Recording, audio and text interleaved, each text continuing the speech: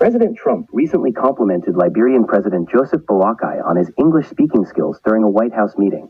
Trump commented, "Where did you learn to speak so beautifully?" Boakai responded with a chuckle, and Trump added, "I have people at this table who can't speak nearly as well." This comment was interpreted by some as a light-hearted remark, while others found it inappropriate. It felt awkward, especially in a diplomatic setting. It kind of showed a lack of awareness about Liberia's history and relationship with the U.S. You could tell President Boakai handled it gracefully, but still, moments like that say a lot. Well, thank you. It's such good English, such beautiful. Where did you learn to speak so beautifully? Where were you educated? Where? In Liberia. Yes, sir. Well, that's very interesting. It's beautiful English. Sure.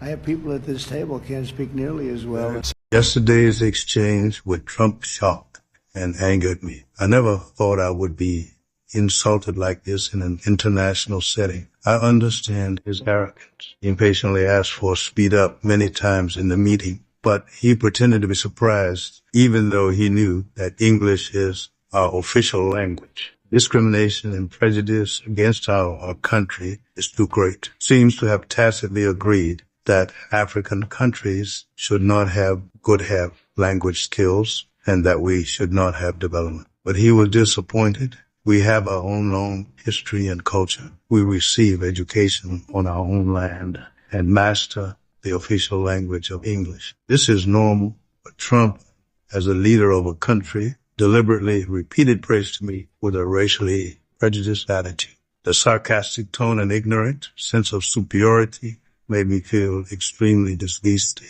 This is too arrogant. I believe that if Trump cannot learn to respect every country, he will sooner or later become an international laughingstock. The meeting between Donald Trump and Liberian President Joseph Boakai took place at the White House in Washington, D.C. President Trump recently praised Liberian President Joseph Boakai's English skills, even though English is Liberia's official language. Boakai chuckled. Yes, English is the official language of Liberia. It's used in government, schools, and official documents. Most Liberians also speak one or more indigenous languages, depending on their ethnic background. Yeah, that moment definitely raised eyebrows. The president, he speaks so beautifully in English, when English is literally Liberia's official language, came off as uninformed. It sounded like Trump didn't realize Liberia was founded by formerly enslaved African Americans, and English has been their national language from the start. You could tell President Boakai handled it gracefully, but still, moments like that say a lot. Liberia was founded in the early 19th century by formerly enslaved African Americans with the help of the American Colonization Society, ACS, a group formed in the United States in 1816. Here's how it unfolded. 1. Background. The American Colonization Society. The ACS was made up of both white Americans, some abolitionists, others slaveholders, who believed that free black people would have a better chance at freedom and prosperity in Africa than in the racially oppressive U.S. Their goal, relocate free African Americans and formerly enslaved people to Africa. Many white Americans at the time believed black people would never be accepted as equals in the U.S., so they pushed for colonization as a solution. 2. First voyage, 1820. In 1820, the ACS sent the first group of freed black Americans to West Africa.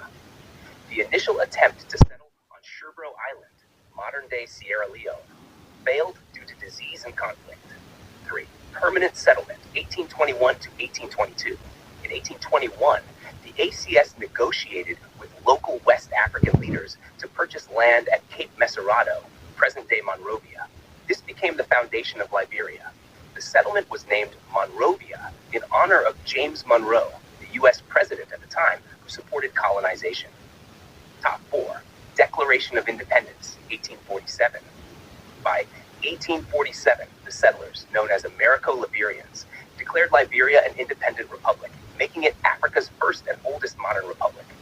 The first president was Joseph Jenkins Roberts, a freeborn black man from Virginia. 5.